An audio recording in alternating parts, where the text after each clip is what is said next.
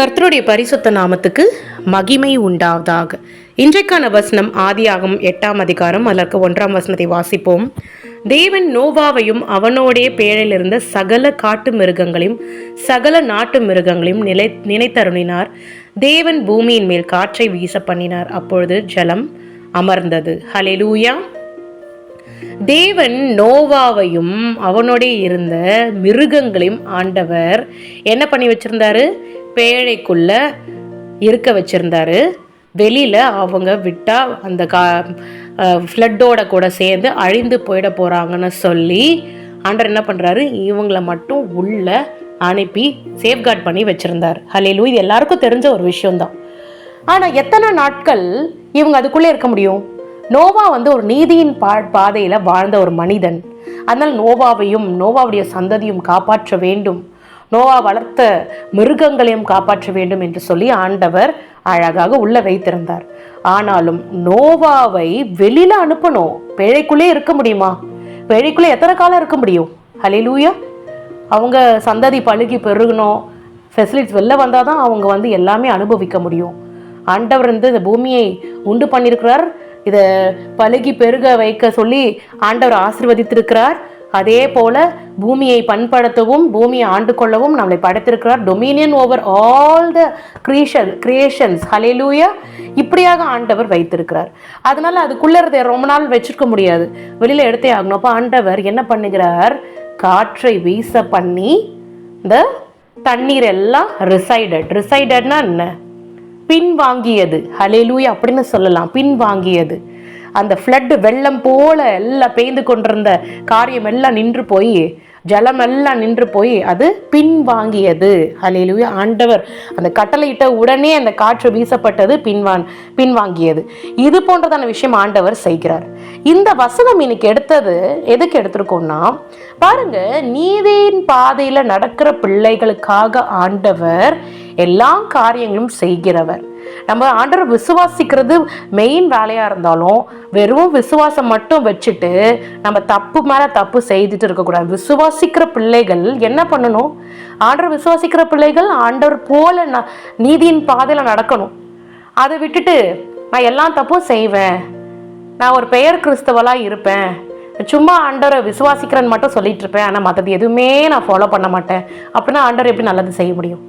ஆண்டவர் பரிசுத்தத்தையும் எதிர்பார்க்கிறார், நம்ம செய்யற நல்ல காரியங்களையும் எதிர்பார்க்கிறார். ஆண்டவர் எப்படி பிரியப்படுத்த முடியும்?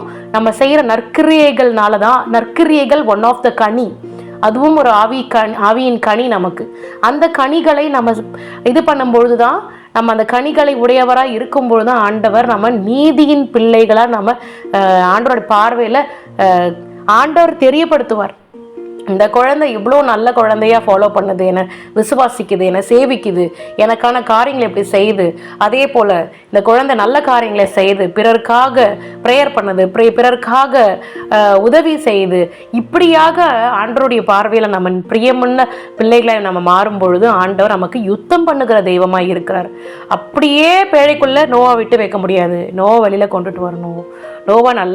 நோவாவுடைய சந்ததி ஆசீர்வதிக்கப்படணும், அவ்வளோதான் போதும் அப்படின்னு சொல்லி ஆண்டவர் காற்றை வீச பண்ணி இப்படி பண்ணுறார். எதுக்காக நம்ம இதே போல தான் நம்ம இருக்கணும். இப்போ நம்ம நீதியின் பாதையில் பொழுது ஆண்டவர் நம்மளை நினைக்கிறார். நம்மளை நினைக்கும் பொழுது ஆண்டவர் நம்மளுக்கு நல்ல காரியங்களை செய்கிறார். அப்போ நோவா போல நம்ம நீதிமானா இருந்து ஆண்டவருடைய பார்வையில் நம்ம பிரியமான பிள்ளைகளை நம்ம மாறும் பொழுது எந்த காலத்திலும் எந்த சூழ்நிலைகளும் ஆண்டவர் என்ன பண்ணுகிறார்? நம்மளை தூக்கி நிறுத்துகிற தேவனாய் இருக்கிறார். அருமையான தெய்வ பிள்ளைகளே, அதனால இது நோவாக்கு மாத்திரம்தான், இது ஆபிரகாமுக்கு மாத்திரம்தான், ஈசாக்குக்கு மாத்திரம்தான், யாக்கோக்கு மாத்திரம்தான், எலிஜாக்கு மட்டும்தான், அப்புறம் எலிசாக்கு மட்டும்தான், ஈனோக்கு மாத்திரம்தான், அப்படி கிடையாது. பைபிளில் நோவாக்கு ஒரு காரியம் நடந்திருக்குதுன்னு சொன்னால் நம்மளுடைய வாழ்க்கையிலையும் ஆண்டவர் அதே போல காரியங்களை செய்ய இருக்கிறார். அருமையான தெய்வ பிள்ளைகளே, எனக்கு ஒரு விஷயம் சொல்லியிருக்கிறேன், என்னுடைய எதிர் வீட்டில் இருக்கிறவங்களுக்கும் அது சேர பொருந்தும் தான். எனக்கு ஒரு காரியம் சொல்லியிருக்கிறாருன்னா பக்கத்து வீட்டு ஆளுக்கும் அது பொருந்தும் தான். இது பிரியாவுக்கு மட்டும் அப்படின்னு சொல்ல முடியாது, இது எதிர் வீட்டு ஆளுக்கு மட்டும் அப்படின்னு சொல்ல முடியாது. அதனால் நோவாக்கு சொல்லப்பட்டிருக்கிற வார்த்தைகள், அந்த ஆசீர்வாதம் நமக்கு தேவைன்னு சொன்னால் நோவா போல வாழ வேண்டும்.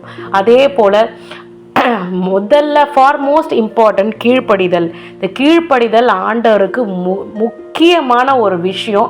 ஃபஸ்ட்டு கீழ்ப்படிதல்.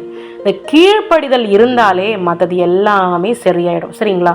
அதனால் நோவா ஆண்டவர் சொன்ன மாதிரி எல்லா மெஷர்மெண்ட்ஸும் அளவுகளை வைத்து பேழைக்கு இவ்வளோ ஹைட்டு தான் இருக்கணும் இப்படி எல்லாம் போட்டு அழகாக பண்ணி வைக்கிறாரு. ஆண்டவருடைய அவர் சொல்லி சொல்லி செய்து இப்படியாக உள்ளே இருக்கிறாரு. இப்போ நோவா ஆண்டவர் பேச்சை கேட்கலன்னா அப்படி ஒரு ஸ்ட்ராங்கான பேழையை, நல்ல அழகான பேழையை செய்திருக்கவே முடியாது.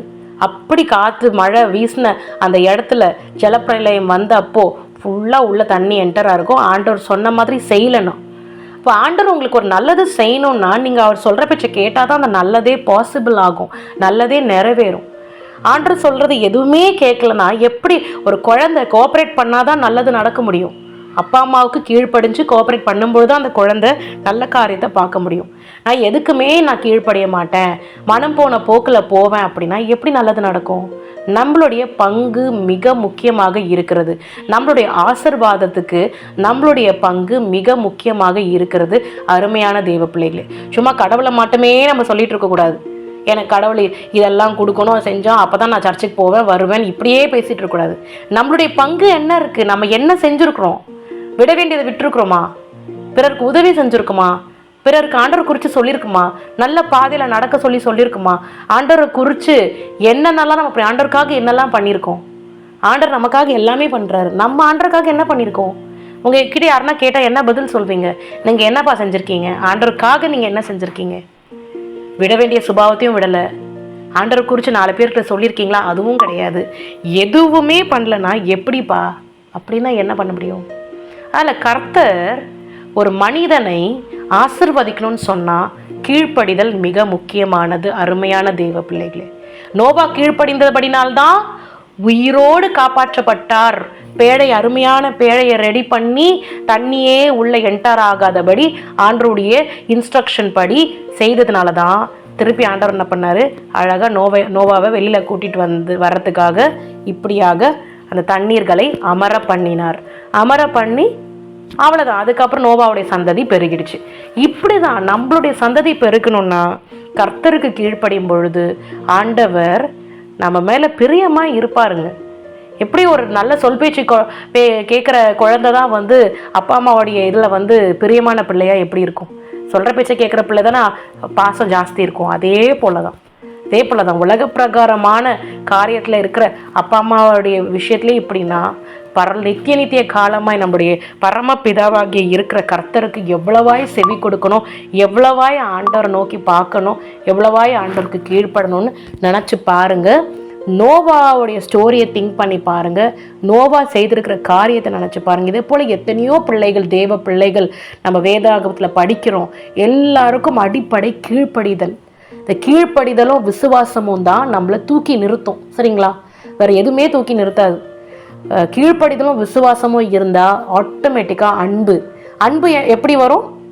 அன்பு என்னவா இருக்கும்? யார் மேலே அன்பு வச்சுருக்கோமோ அவங்க சொன்னால் நம்ம செய்வோம். கரெக்டா? அப்போ கீழ்ப்படிதலுக்கு மெயினான அடிப்படை அன்பு. அப்போது எல்லாமே சேர்ந்து தான் விசுவாசமும் கீழ்ப்படிதலும் இதெல்லாமே எப்படி வரும்? ஒரு அன்பு இருக்கும் பொழுது ஆட்டோமேட்டிக்காக வரும். அப்போ நீங்கள் கீழ்ப்படியலன்னு சொன்னால் ஆண்டவர் மேலே அன்பு இல்லைன்னு அர்த்தம். ஹல்லேலூயா. கர்த்தருக்கு கீழ்ப்படுகிறது ரொம்ப ரொம்ப மிக மிக மிக முக்கியமானது. அதை நீங்கள் செய்யும் பொழுது ஆண்டவர் உங்களுடைய சந்ததியை ஆசிர்வதிக்க வல்லவராய் இருக்கிறார். அருமையான தெய்வ பிள்ளைகளே, கர்த்தர் மிகவும் நல்லவர். இந்த வசனத்தை உள்வாங்கிக்குங்க. இதை நம்ம உங்களுடைய ப்ராக்டிக்கல் அன்றாடம் வாழ்க்கையோடு கூட இதை நீங்கள் பொருத்தி பார்க்கணும். எந்த ஒரு வசனத்தையும் பொருத்தி பார்க்கும் பொழுது எப்படியாக நம்ம ஆண்டவரோடு கூட இருக்க முடியும், எப்படியாக ஆண்டருக்காக நம்ம வாழலாம், எப்படிலாம் செய்யலாம், இப்படியாக நீங்கள் நினைக்கும் பொழுது கர்த்தரை குறித்து நினைத்து பாருங்கள். எனக்கு பங்களா வேணும், அது வேணும், இது வேணும், நல்ல பயங்கரமான பெரிய கார் வேணும், இப்படி வேணும், அப்படி வேணும், இதை குறிச்சே நம்ம யோசனை பண்ணக்கூடாது. இதெல்லாம் நீங்கள் சரியாக பண்ணால் கார் ஆட்டோமேட்டிக்காக வரும், பில்டிங் ஆட்டோமேட்டிக்காக வரும். நீங்கள் முதல்ல செய்ய வேண்டியது எல்லாமே கரெக்டாக செஞ்சிங்கன்னா ஆண்டவர் எல்லாத்தையும் கொடுப்பாருங்க. அவர் கொடுக்காம இருக்கிறவர் கிடையாது, அவர் கொடுக்குறவர். ஹல்லேலூயா. அதனால் நீங்கள் கீழ்ப்படிஞ்சு பாருங்கள். நீங்கள் அவர் சொல்கிற எல்லாத்தையும் நீங்கள் செய்து பாருங்கள். வசனம், வேதாகமத்தில் இருக்க வசனத்துக்கு நம்ம கீழ்ப்படிந்து நடக்கும் பொழுது ஆண்டவர், இஃப் அவர் spiritual life is fine. If our spiritual life is fine, if it is 100%, everything will fall in place. ஹல்லேலூயா. நம்ம ஆவிக்குரிய வாழ்க்கை சீராக இருக்கும்போது எல்லாமே நடக்கும். ஹல்லேலூயா.